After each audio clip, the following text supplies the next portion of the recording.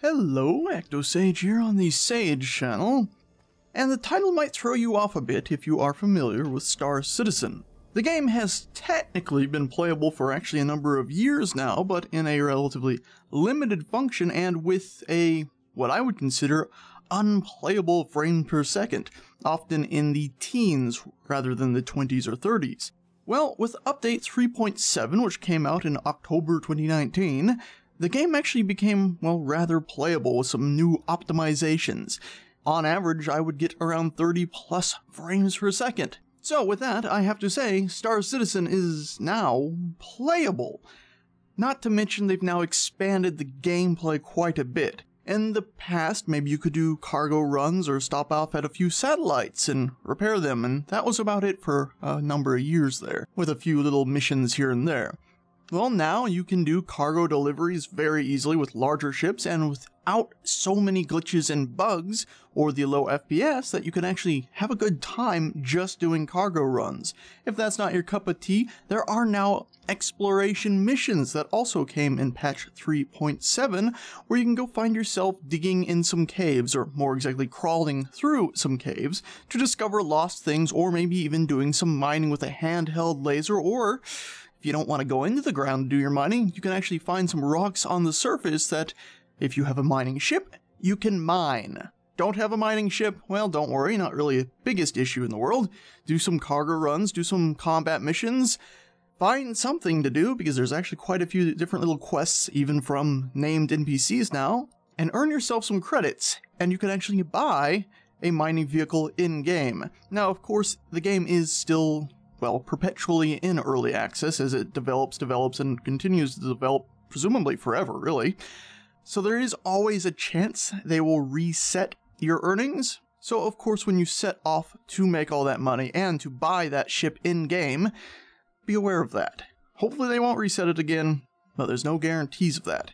If you haven't bought into the game, you can always do that now and get access to, well, all of the stuff I've mentioned, and the stuff I haven't mentioned, such as the planets that are currently in the game. There are 3 of them, and there is more expected in December.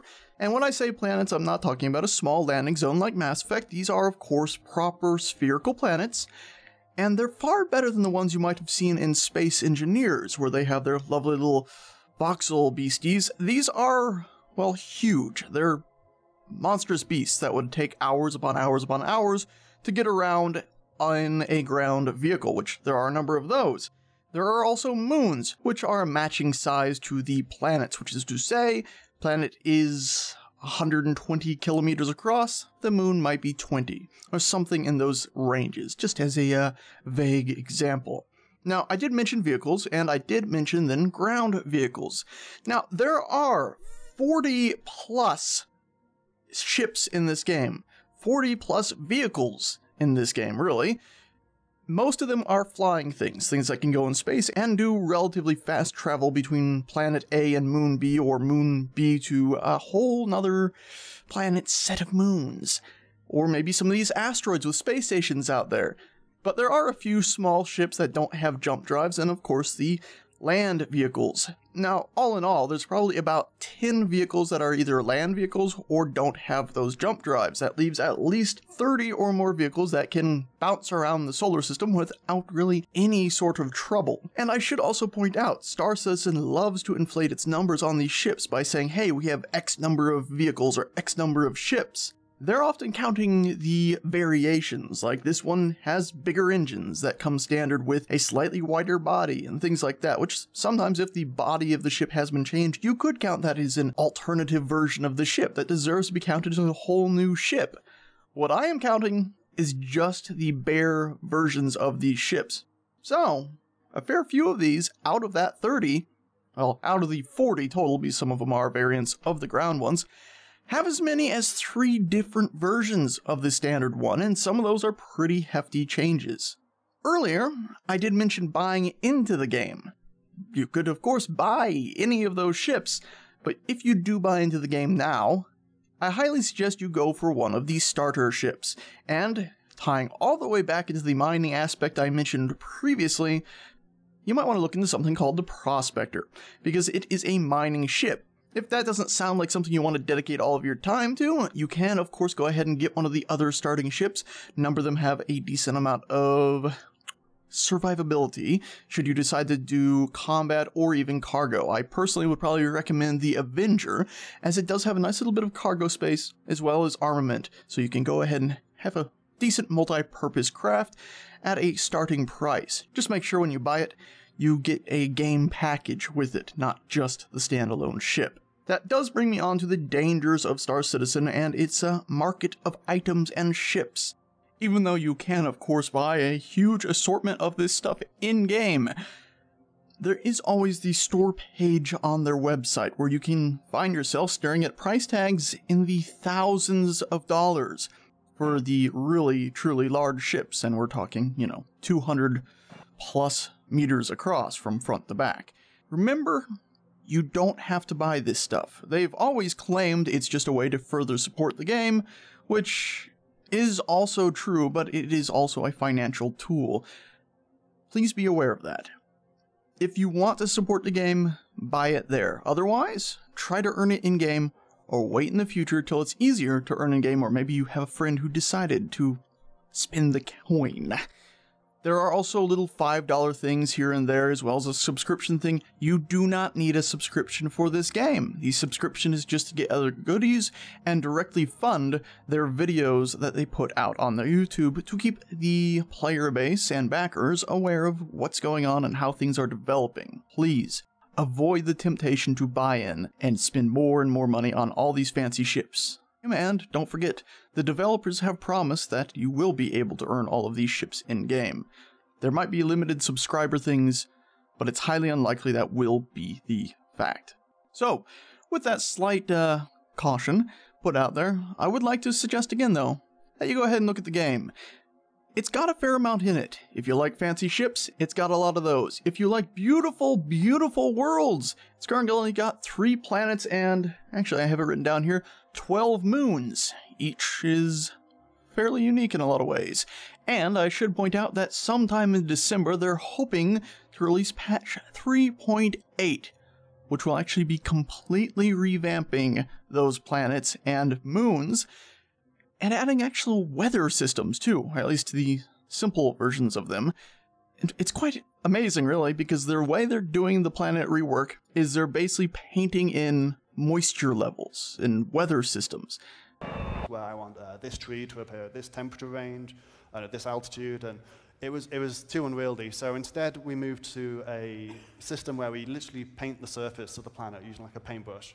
So this is a quick demo of this being used here. Because we don't want to paint the entire surface of the planet, when you paint on the surface, you're actually painting what you would like to appear at them climate conditions. So if you paint somewhere that's 20 degrees C and the humidity is 50%, you're actually painting every single point on the planet that has exactly those climate conditions.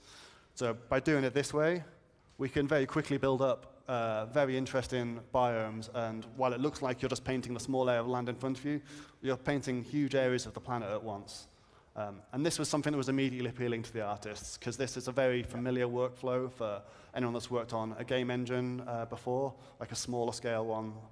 But yeah, it scales up for us. So here we've just painted a few trees and bushes, and instantly you can see the whole area is now being populated. I think everybody did a little happy dance when that moment came in, yeah. and the paint tool came in. Woohoo! Well, this is not Google Earth anymore. This is V4. And what we see here are natural transitions that occur globally due to gradual change in temperature, humidity, and weather conditions.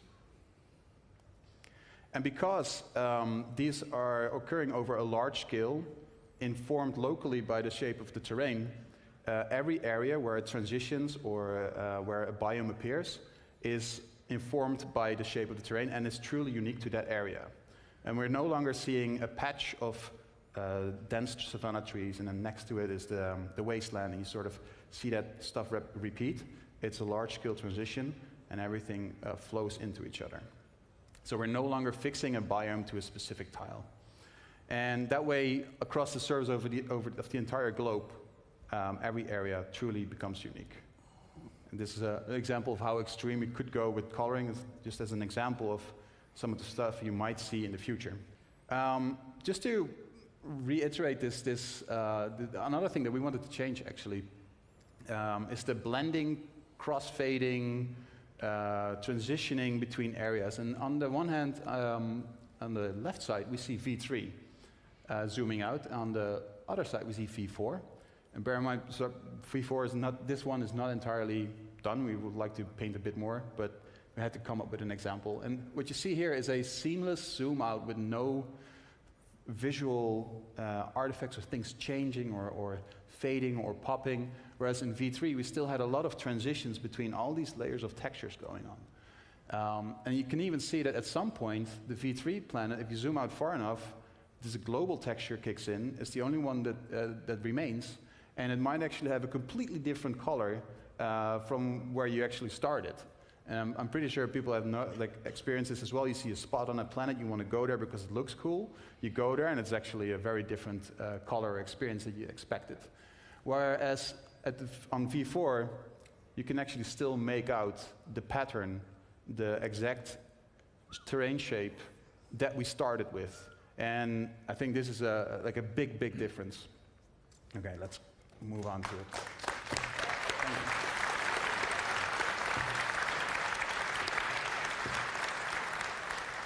It's really quite amazing, and the results are gorgeous, as well as zooming up to the planet. If you've ever played Space Engineers, I'm sure you've seen the way planets change so horribly from a distance to up close.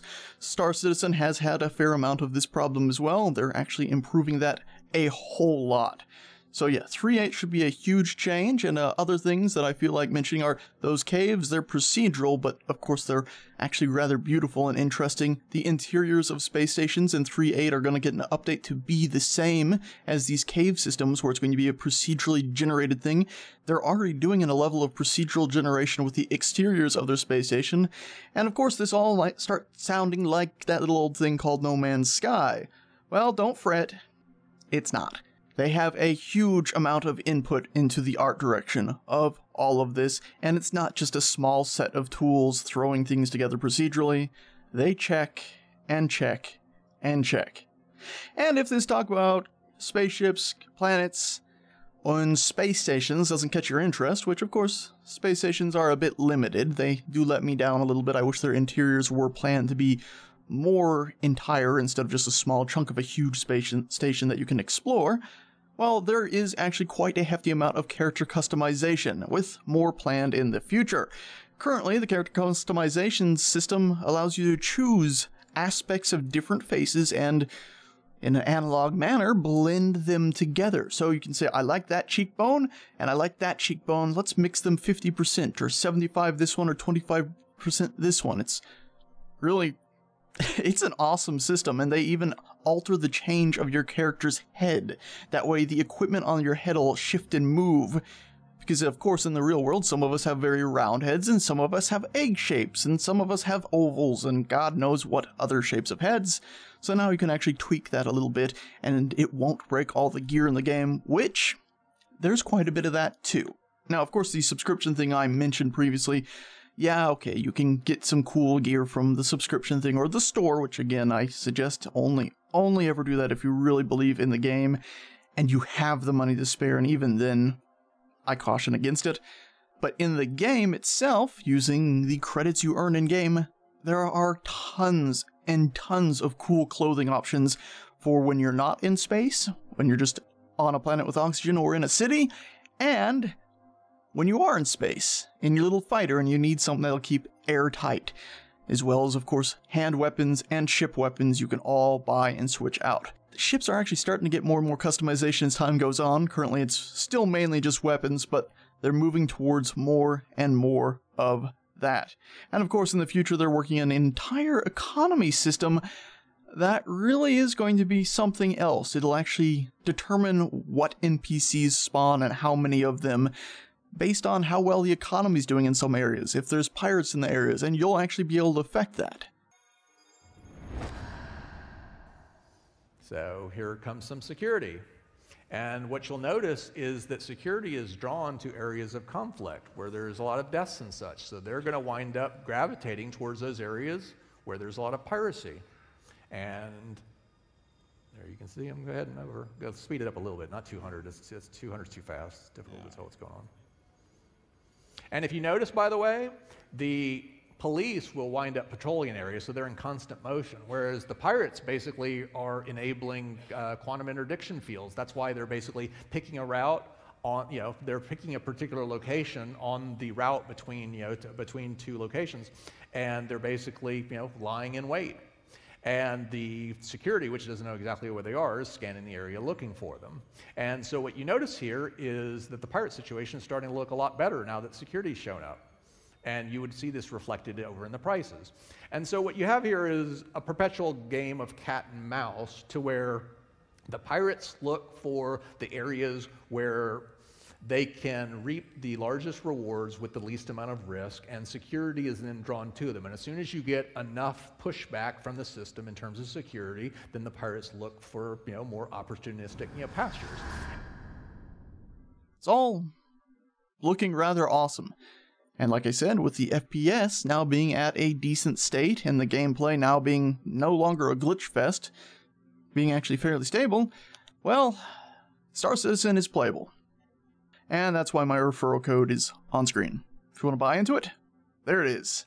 If you don't, well, I suggest you keep an eye on the game. It's impressive, and it's still growing. It is an artistic masterpiece, and the gameplay is enjoyable too, and might just become a masterpiece in gameplay as well if they continue upgrading and refining it, which they appear to be doing. Anyway, guys and gals, thank you a bunch for your time. And I'd like to do a special shout out to somebody on Twitter who guilted me into making this video, because apparently I am their only source of Star Citizen information. Bullslayer! And honestly, thank you for giving me a kick in the rumpus and getting me to actually do something. Which makes me think of another group of people who have gone utterly unappreciated over the years. My patrons on Patreon. Now, a fair few of you only give $1, but let's be honest, that's all I really deserve, if I even deserve that. So thank you a bunch to all of you, and to those who give me more than $1, oh my goodness, double thank you.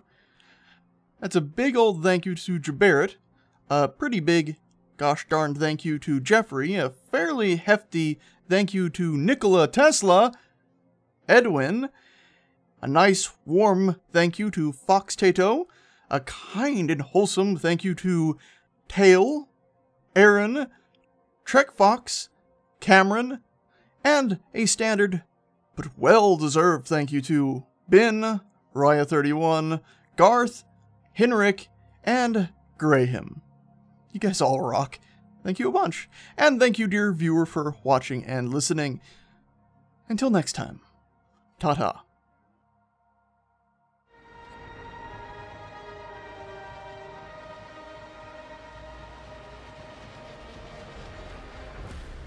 Your targets will never know what hit them. The ballista from Anvil. Rise above.